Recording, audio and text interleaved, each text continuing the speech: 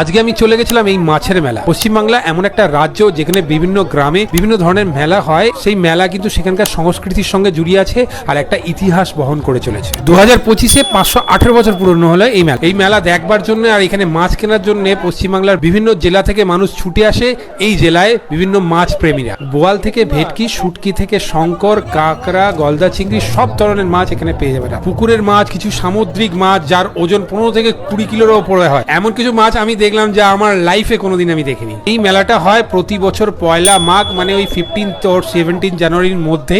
এই একটা দিনই হয়, সকাল 5টা থেকে একবারে সন্ধ্যে 5টা অবধি এখানে মাছের পসরা বসায়, যেখানে মাছ কিনতে পাবে। মাছের সাথে সাথে মেলায় যেসব জিনিস পাওয়া যায় গ্রামের মেলাতে, সেই সব জিনিসও কিন্তু এখানে পাওয়া যায়। এই মাছগুলোই এখান থেকে কিনে এখানে ভেজে আবার বিক্রি করা হয়। সেই মাছ আমরাও কিছু টেস্ট করে দেখেছি, খুব ফ্রেশ, খুব সুস্বাদু ছিল। এখান থেকেই মাছ কিনে মানুষ কিন্তু এখানে মাছ ভেজে পিকনিকের আয়োজন করে ফেলে। এখানকার আশেপাশে যে আমবাগানগুলো আছে, এই দিনে ওই আমবাগানগুলো কিন্তু পিকনিক স্পটে পরিণত হয়। এই মেলাটাই হয় হুগলি জেলার দেবানন্দপুর গ্রামে কেষ্টপুর এলাকায়। হাওড়া থেকে ব্যান্ডেলগামী যে কোনো ট্রেন ধরে ব্যান্ডেলে নেবে এই মেলায় আরামসে আসতে পারবে।